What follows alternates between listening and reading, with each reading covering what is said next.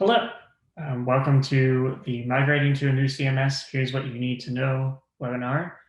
Thanks for attending. I'm Tyler. I work with News Catalyst and I'm the Deputy Director of Technology, which means I build tools for news and also help news organizations evaluate the tools that they have. One of the most important tools a news organization uses is their CMS. And so whenever we're working with a news organization, we often are helping them with their editorial processes or with transforming their business into something more digitally sustainable. Inevitably, working with them on those processes means we interact with the CMS. So I find myself working with a wide range of CMSs and thinking about how they interact with the rest of your tech stack, and sometimes building things to work around those issues. So that's where I'm coming from. I'm not necessarily an expert in one CMS or another, but I do have sort of a wide view of what's out there. And News Catalyst as a whole is a program that helps news organizations transform themselves into sustainable digital businesses. We partner with news organizations on specific projects to help them increase their capacity for digital transformation. We also help build the Tiny News Collective, which is a new project aimed at starting new local news organizations around the country and changing the face of news ownership. We're based at Temple University in Philadelphia, and we're funded through the Night Lenfest Local News Transformation Fund. So thank you to our funders. And that's enough about us. I'm here as a part as the Sustainable Publishing Solutions Grant Program, which is a really exciting grant program from the Knight Foundation and the News Revenue Hub. What's really exciting about this grant is that it invests in a news organization's capacity rather than investing in a new piece of innovation or some experimentation that may or may not work. The CMS is one of the most important technological decisions a news organization can make. So getting $20,000 that can be applied to the adoption or management of a new CMS is one of the most impactful things I can think of that a news organization can do. It's the second year of this grant program, and I'm really excited to help promote it again. For the first year, last year, we worked with Pointer to produce a guide to how to get a new CMS that I'll link to at the end of this. This presentation is largely built upon that work. So you'll see some duplication, but I've also entered some things I've learned in the past year through our work. Yeah, let's get on with it. I want to start with the basics. I think there's some confusion as to what you're getting when you get a new CMS. So let's just start with the most basic question possible. What is a CMS? The best metaphor I have for a CMS is that it's the central nervous system for your technology. Of course, the CMS manages and publishes your content. After all, the acronym stands for Content Management System. But these days, the CMS often does so much more than that. It interacts with your business plan deeply, setting up a paywall or injecting advertising or soliciting donations. It often defines the parameters for the design of your website, although importantly, it doesn't actually design your website. That's something you're going to have to do yourself. But the very best CMS solutions will integrate with your analytics in ways that allow you to glean insights from your audience in real time, so you can better plan strategically and create journalism that connects and inspires your audience and helps you become a more sustainable digital business. So more specifically, a CMS is all about your content. It facilitates the creation and editing of content, manages relationships between items of content, and publishes and renders your content. And then it uses all of that to help you monetize by collecting reader revenue or injecting advertising. It's important also, though, to discuss what a CMS doesn't do. It doesn't define the branding and identity of your website. So regardless of what CMS you choose, you're going to have to define what you want it to look like, what you want it to feel like, what you want it to represent for your readers. Your CMS will give you sort of tools by which you build your design. You're going to have to build within the frame of the CMS, but it's not going to define your colors. It's not going to define your typography. It's not going to define just your general look and feel. That's still work you're going to have to do no matter what you choose. And I encourage you to invest heavily in that work because it's really important.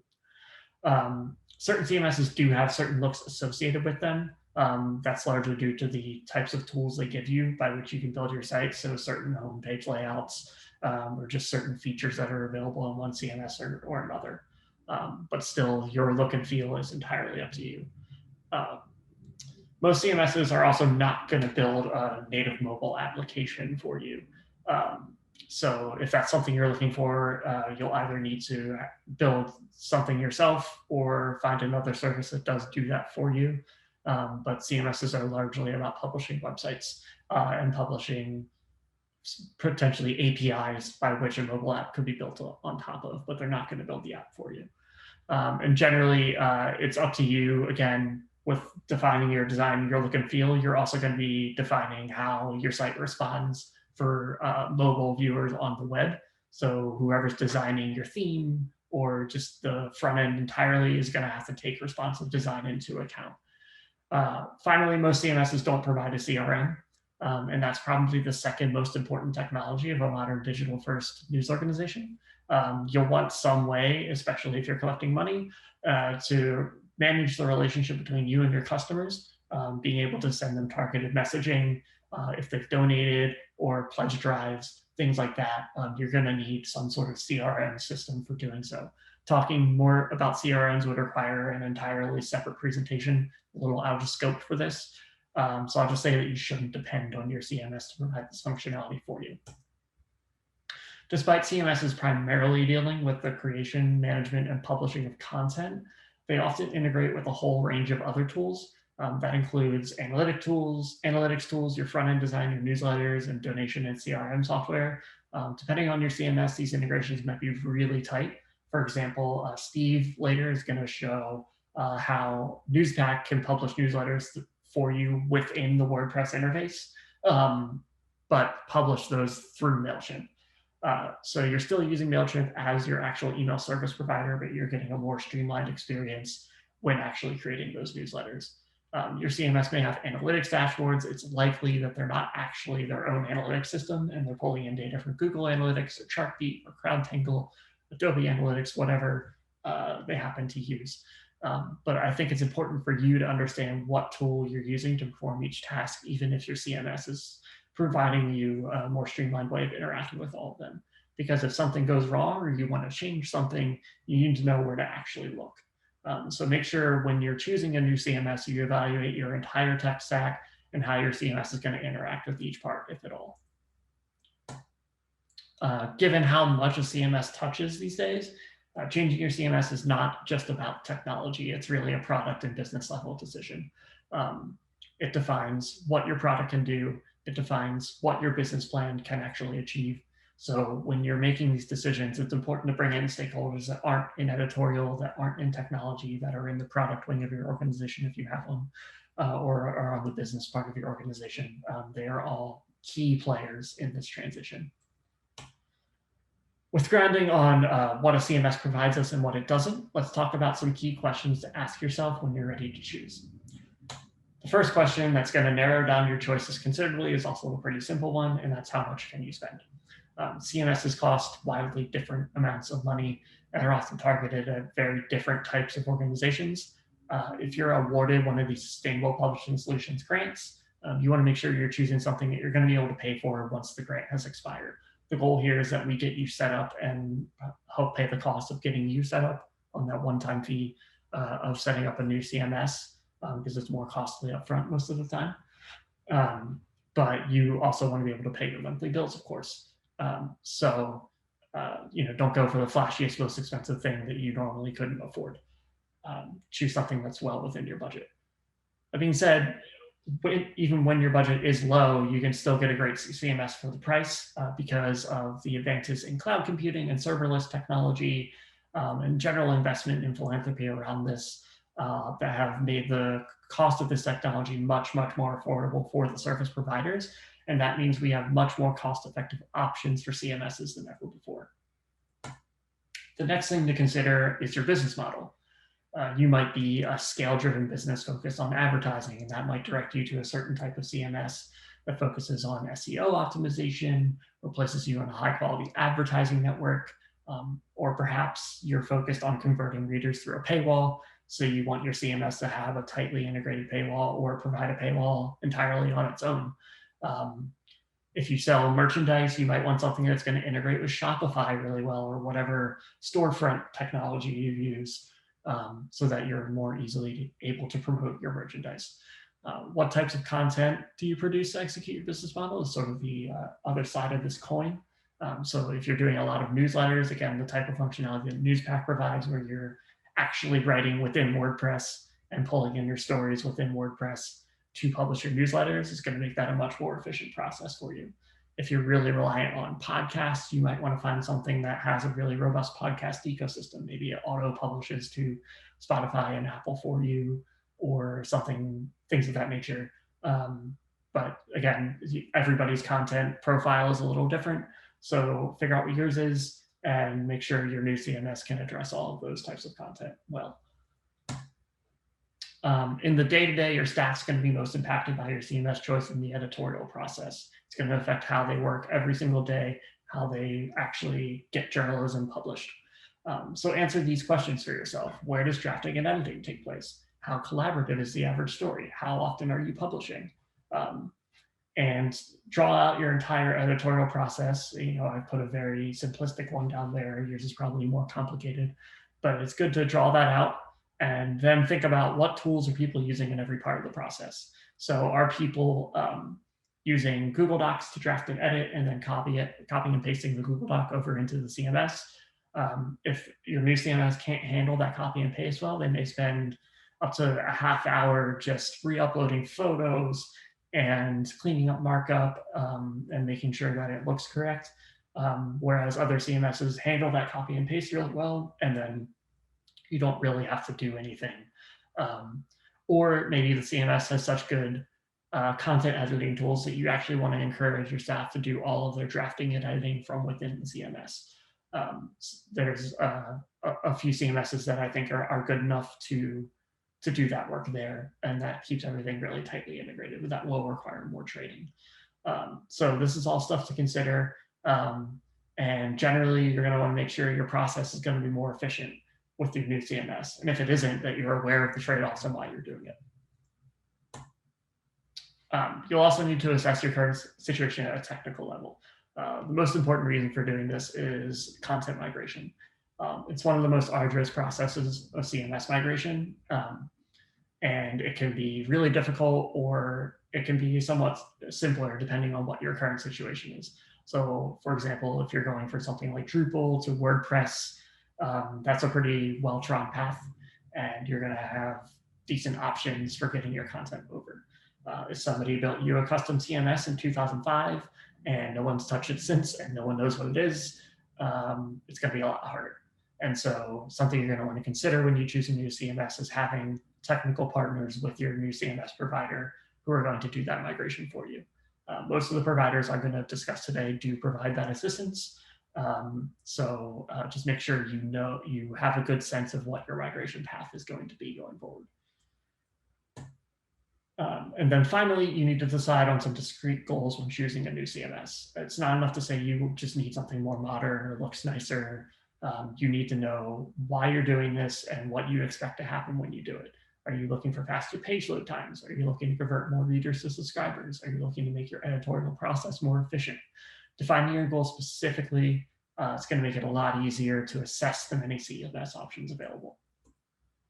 Speaking of those options, I'm going to provide a few different popular options that are out there. The elephant in the room here, and one that many other CMS providers are based upon, is WordPress. It's easily the most popular CMS in the world. They estimate about a third of all websites on the internet are based on WordPress, which is really incredible. They have a robust plugin ecosystem, meaning you can find just about anything you need within the plugin world of WordPress. There's a million themes, and there's a wide variety of companies who provide WordPress hosting at very different price points. So, if you need something a little cheaper, the trade-off might be their speed is a little slower, or they don't provide as much support, but there's cheap WordPress hosting available, or there's really high-level enterprise options available that are going to give you better support and better load times. WordPress is open source and really easy to build upon. There's a whole world of WordPress developers out there if you're interested in bringing on your own technical staff. So it's just a very popular option and very well supported. The warning I have about WordPress, especially if you're rolling your own, is that robust plugin ecosystem can sometimes get you into trouble. There's a lot of plugins out there, and some of them aren't as good as others. And it can be really hard to distinguish which ones are worth having, which ones aren't, and how they interact with each other, and if they're going to conflict with each other or make your page slower, or provide confusing functionality to your users.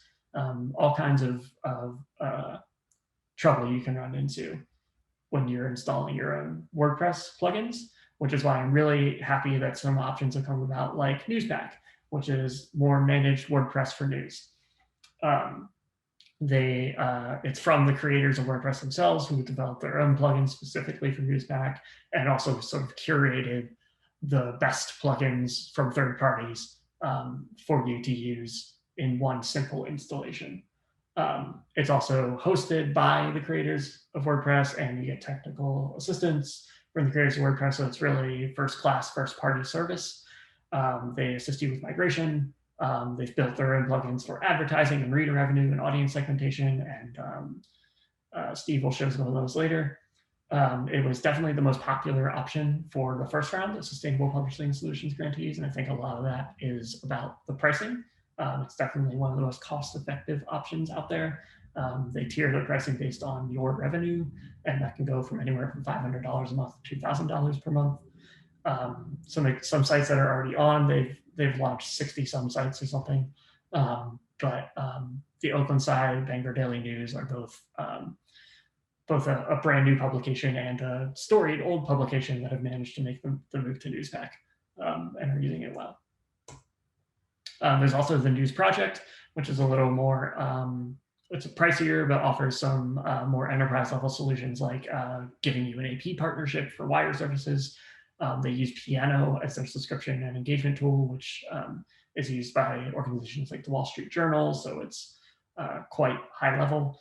And they also provide design services for complete redesign, give you migration and technical support. So you're paying a costlier upfront fee for that type of work and a higher monthly fee, but you may find that the AP subscription and things like that are worth it to you. And then some not WordPress based solutions is Chorus by Vox Media, a very splashy name in the industry, but they power all of Vox Media's brands. They power sites like The Ringer, but also some more legacy style publications like Chicago Sun-Times. I think they're really great, especially at scale-based advertising-driven business models. Chorus comes with Concert, which is their advertising network, which is really focused on sort of premium brands and that kind of thing. They also do work with subscription-based publications like the Sun-Times or Chalkbeat, who are more based around donation and membership. The price of Chorus is negotiated with Vox. It's an upfront fee and a monthly fee, but based on, I actually don't know what they base it on, but it is tailored per organization. So if you are interested in Chorus, you should reach out to them directly. And then sort of the most enterprise, probably most expensive, though I'm not sure because some prices aren't available. Option on this list is Arc from the Washington Post. It is actually the software that the Washington Post uses, and a lot of other big metro dailies like the Dallas Morning News and Philadelphia Inquirer are currently using. So clearly they have experience working with print products. So if that's something you need support for, Arc might be a good option for you. They also have a whole range of monetization tools, paywall and subscription features, advertising and delivery systems, real-time audience segmentation, A/B testing, kind of the works. And all of those tools are available a la carte. So you can sort of pick a package which might affect your pricing. And you can also migrate a little more slowly. It's not really an all or nothing deal with Arc, which is kind of nice. Their price, again, is not published, but it is determined by your bandwidth, your number of users, and the support you're going to need to migrate. So you should, if you are interested in Arc, you should reach out to them directly. Take a look at the Dallas Morning News, Philadelphia Inquirer to see what people have built upon Arc. And yeah, and then the wild card I'm going to throw out here is Ghost. Ghost is targeted towards solo or small groups of creators, something like Substack, though they are not as newsletter focused. They do newsletters, but you also get a full website. And they're built around reader revenue and subscription and membership and donation. It's not really meant for advertising style models. And it's open source. It's really easy to build upon if you have technical staff. And they're the cheapest option on this list.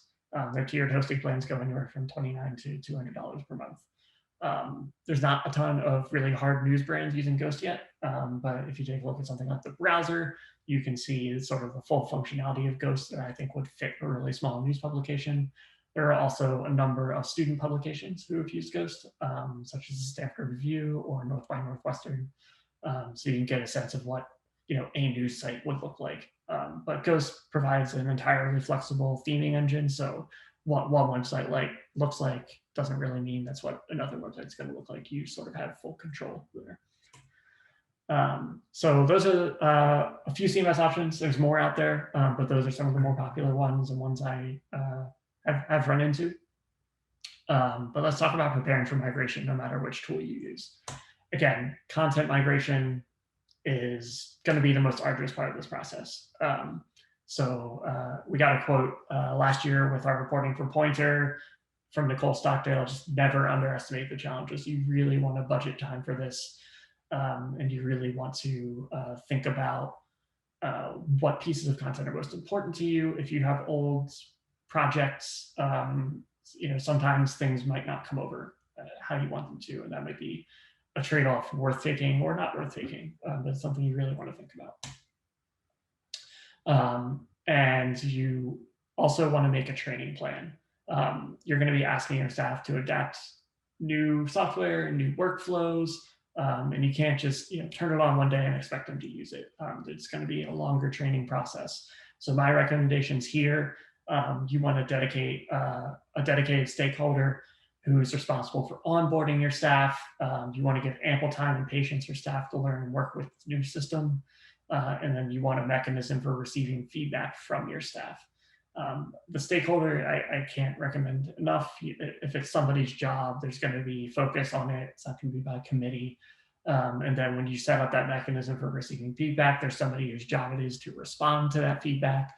Maybe some processes need to be adjusted. Maybe you need to work with the CMS provider because something's not working for you or there's a bug.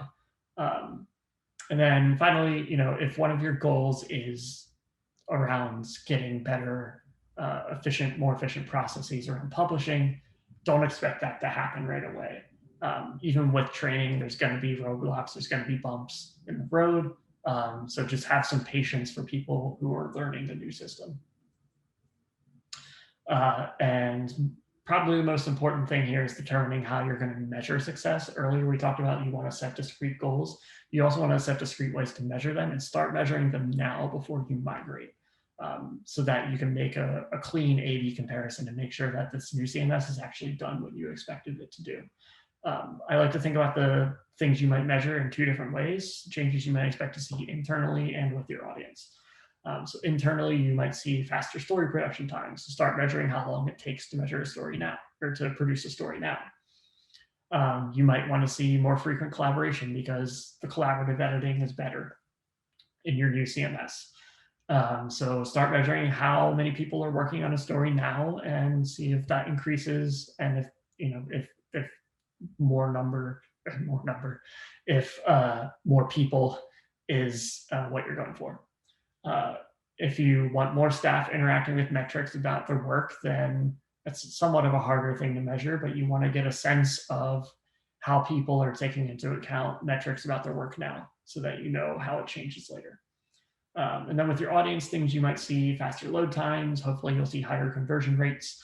Hopefully you'll have more engaged readers. But again, those are all things you need to be measuring now so you know the impact later. And finally, you're not going to be the first person to use your new CMS. You're not going to be the first organization to use your new CMS. So go find people who are already using it and talk to them about how the migration went. You're going to learn a lot. You're going to be more prepared. So when you do choose what you're looking to migrate to and you're committed to that, if you can't find somebody on your own, or your CMS provider doesn't have a good suggestion for you, feel free to reach out to News Catalyst.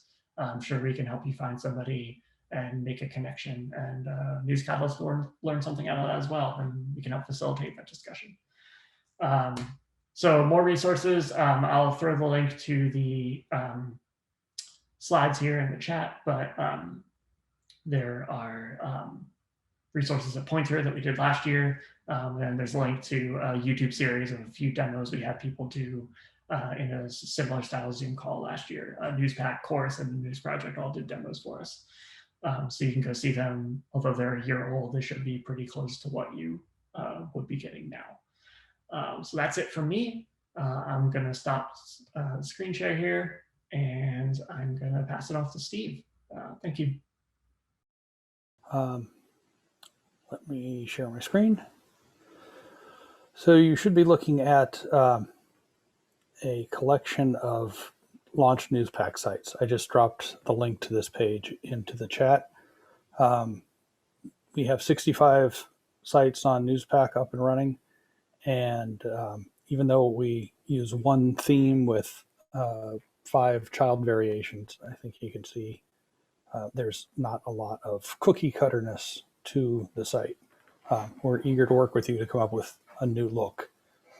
One of the best things about Newspack, this is our dummy demonstration site. That's the public-facing side, and that's the editor-facing side. So it's very much what you see is what you get. There aren't going to be any surprises, ideally, when you make changes to your page. And those changes can be made pretty quickly. Like in this business block, I can flip the photo from one side to the other, make it large on top, or give it this kind of treatment behind. And when the image is off to the side, I can choose a vertical crop, which is good because people tend to be vertical, and we run a lot of horizontally cropped heads. The ability to move things around on the page is almost effortless. I am a recovering online news publisher myself, and I was kind of a trained monkey. I knew which buttons to push to make the stories appear and which blocks I needed on my page. But if I wanted to change what the homepage looked like, I had to hire a developer for at least $100 an hour to help me do something. Here, these things can literally be dragged around the screen, placed elsewhere. You can make room at the top for breaking news as it happens. And Newspack also lets you design any number of home pages and decide which one is active. So you can set up an election night homepage. You can set up a page if you want to really blow out a story that you've worked on for 6 months and you want a magazine style treatment. You can make that your homepage, and then flip it off after a couple days of publication. I'll skip over that for now. One of the things that we're particularly proud of is our ability to segment audiences in real time coming to your site, which lets us serve up the right calls to action, which we do through pop-ups or inline prompts. So this is a segmentation page. Articles read will measure somebody over the last 30 days. Read in the session is over the last 30 minutes.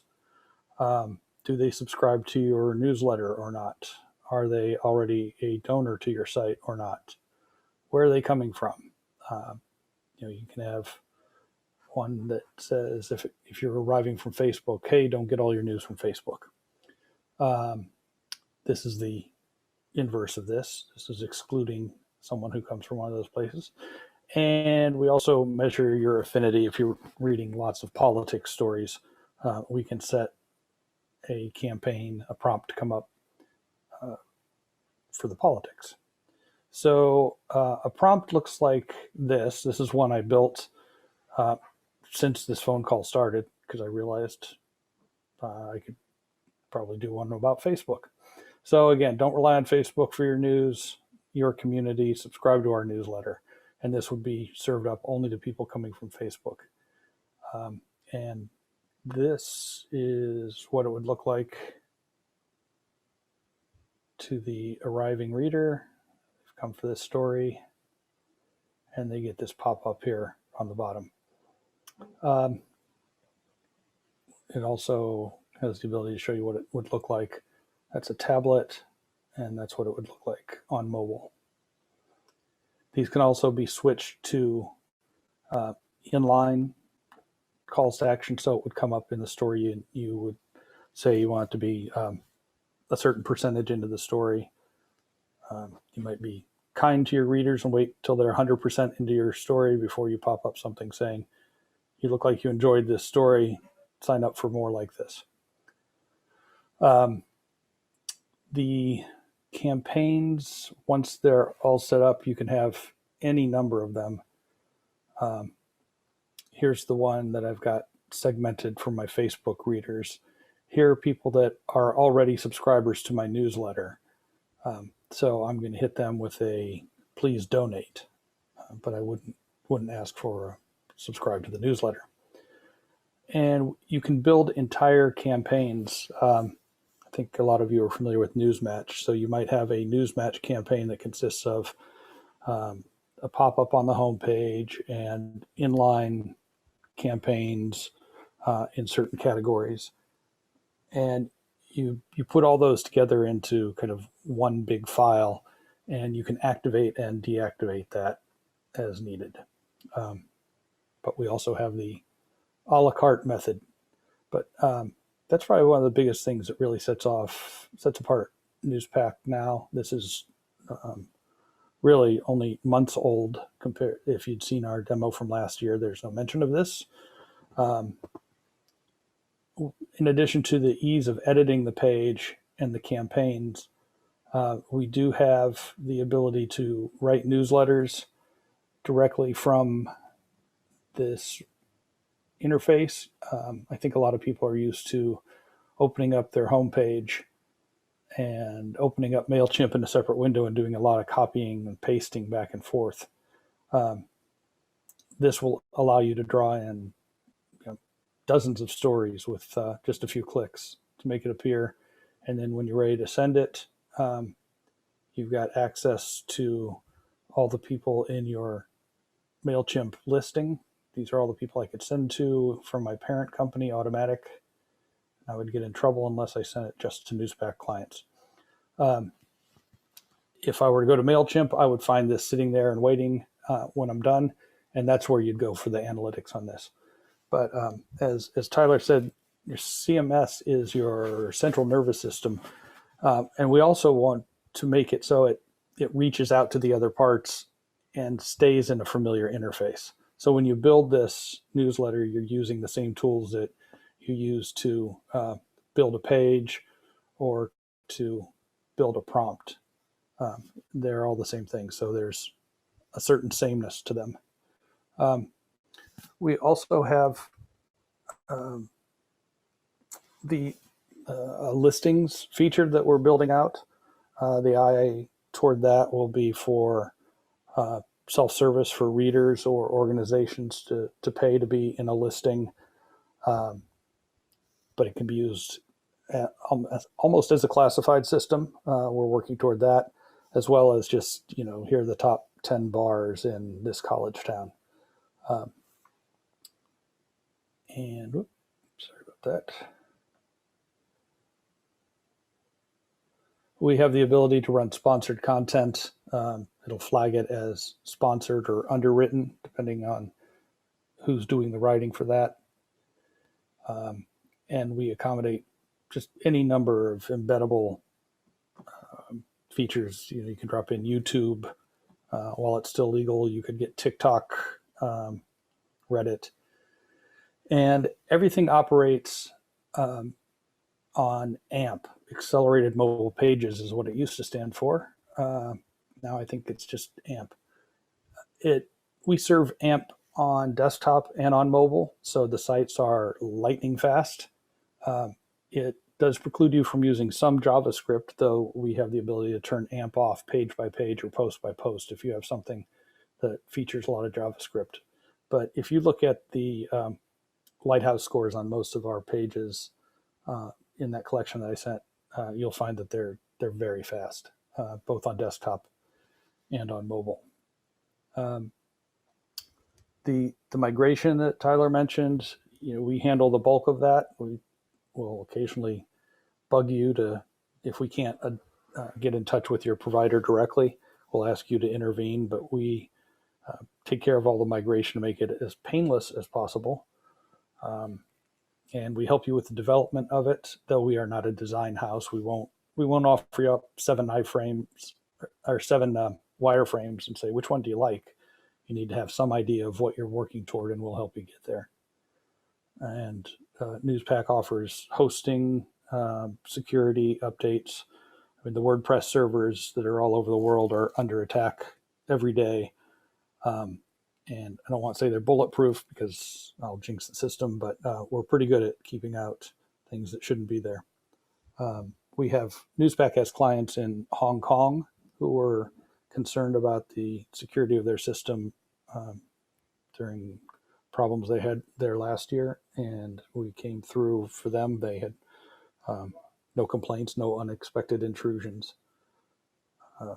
So we're happy about that. And probably the biggest unexpected benefit that we found in Newspac is we've built this community on Slack of now about 130 different publishers who use Slack to talk about things that have nothing to do with Newspac. We had somebody who was starting a new publication and they didn't know how to evaluate a healthcare plan for their staff or plan for payroll. And they were able to just post a question, and 130 other publishers out there were able to give them some advice on how to get that done. So it's a very welcoming and warm community that we built, and we're always just a Slack message away from lending you a direct hand on anything. And with that, I will be happy to stop. Give it back to Tyler for questions. Great, thanks, Steve. So yeah, I see one question in here about if we have some data about the CMS security.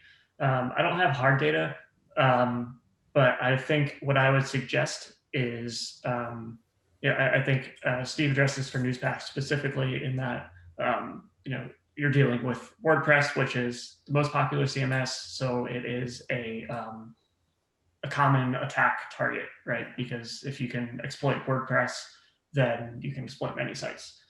Working with the people who make WordPress means you're going to get the fastest possible response to those types of breaches. But I would ask what your threat model is. What are you actually concerned about? Security is a huge deal.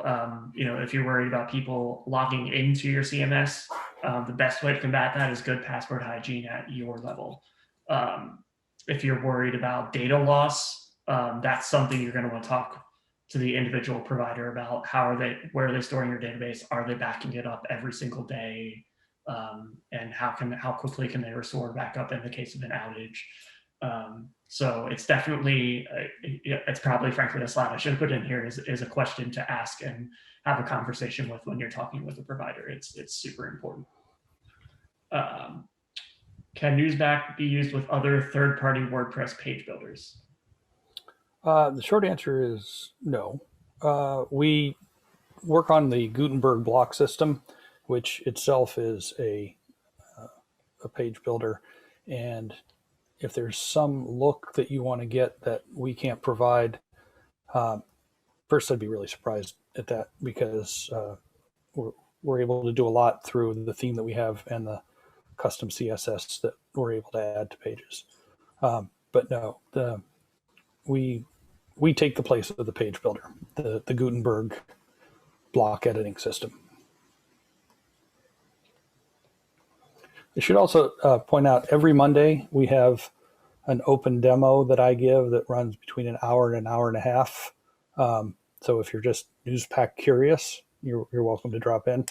And then we have a technical open call on Thursdays where our developers will get on the call with you to answer questions that are like in another language for me that I can't answer during the demo. And I'll be happy to, at the end of this, put up my contact information. But anybody who's interested in a demo any Monday, we're there at 10:30 Eastern time. Cool. I think this is another Newspack specific question. If it integrates with other paywalls or ad servers, or does it Sure. provide them? Hi, Julie. We have the Bangor Daily News is working with Piano right now, and Broad Street Ads is used by at least 10 or 15 of our clients. And we have our own paywall um, that comes native with WooCommerce. That's the package uh, of commerce items that we have, in which you can wall off some stories or all your stories. There's a site named TechNode that you'll find in our list of publishers that uses that. They've got some free range copy and then some you have to be a member to see.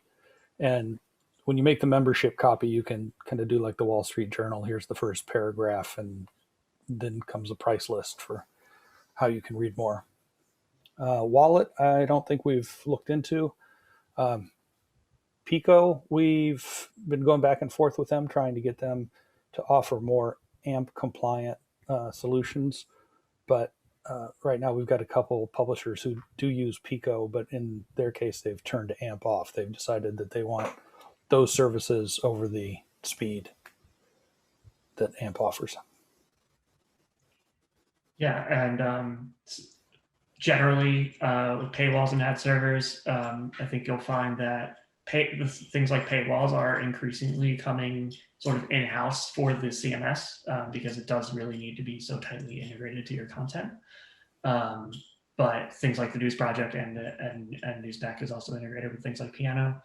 But ads tend to be pretty plug and play in my experience. Yeah, we have easy integration with Google Ad Manager, Word Ads, which is a WordPress alternative to AdSense, kind of the quick programmatic stuff. And we are friends with the folks at Broad Street, and they're one of the choices for integration as well.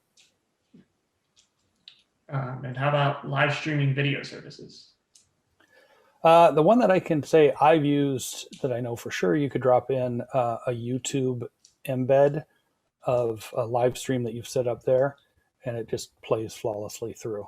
I haven't looked into what we're using right now, Zoom, but we can accommodate most embeds and iframe parts out of iframe parts of a page to get what you're looking for. So again, I'd be surprised if you have a specific live stream service. I can look that up for you, Alejandro, but I'd be surprised if we cannot accommodate it.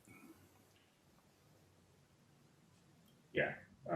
So would a migration have any impact on special project pages such as database developed by INN? So I think for any CMS object, sort of a special project that was hand built, chances are you deployed it to something outside of your CMS. And if that was the case, then you might be able to just leave it where it is. And then in your page structure or your URL structure is what I'm trying to say, you can sort of set up a redirect for your new page structure to redirect to the old project.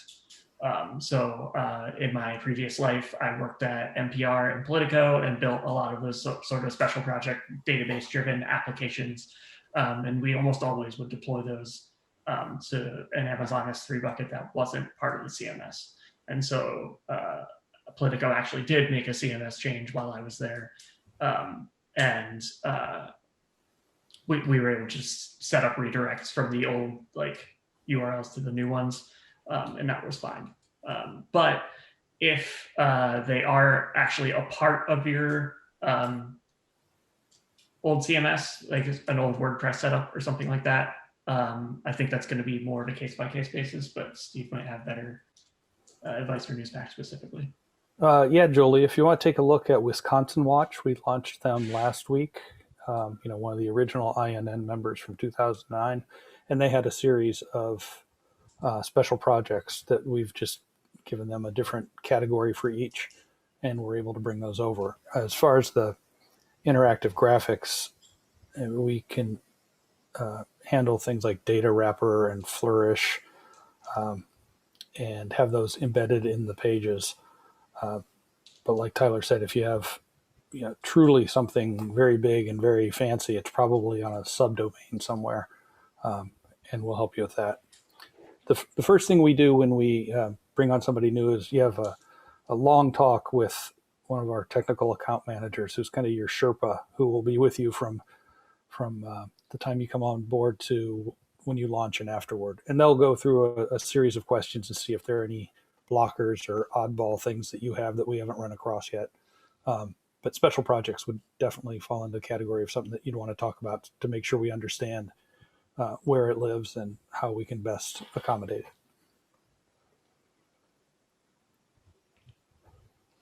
Okay, cool. We've got about 7 more minutes, so I'm happy to take more questions if people have them. Once again, the slides are in the chat. Let me just put it in there one more time so you don't have to scroll up for it. At the last slide, there is a link to a couple of pieces, which I actually didn't link this. I should do that. That we did last year. There's Steve's contact info. You can reach me, Tyler, at newscatalyst.org. And I'm at Tyler Fisher on Twitter. And we got one more question from Julie. Yeah. The smallest size staff. We've got some one-person bands. Southern Maryland Chronicle is one that comes to mind. It's just one guy, and then he hires out freelancers. We've got a lot of 2, 3, 4-person shops. And what we try to do for the cost that we charge you is manage your IT, so you can focus on what you do best, and that's committing journalism and holding people to account and informing your community. So we want to take the tech headaches off your hands, make sure that you have a CMS that works and that you know how to work it, and then off we go. Actually, if you're a newsroom with a very large staff and have developers on staff, that's where we sometimes run into creative differences of opinions between how they would develop something and how we would develop something. But we work those out as well. We're working with Cal Matters, for instance, and they've got a pretty good development staff. But we work out our differences. But yeah, small staffs, we're designed for small to medium publishers, small being one person. Okay. With the Sustainable Publishing Solutions Grantees automatically become a News Catalyst partner. No, we don't have an automatic thing set up. That doesn't preclude us from being partners, but you would want to reach out to us directly about that. Let me get that link for you as to where our form is. Here we go. So that's all the information about our partnerships. And there's an Airtable form at the bottom. Fill that out if you're interested in working with us on something. And we'll get back to you when we learn more about it. Okay. I think if there are no other questions, I'm gonna wrap it up a couple minutes early. I'm sure you all have more meetings, more Zooms to get to today. So hopefully you can enjoy a 5-minute break. So thank you all for attending. Once again, contact info is up there in the chat if you have more questions. Thanks again. Thanks, Tyler. Appreciate it. See y'all. Bye.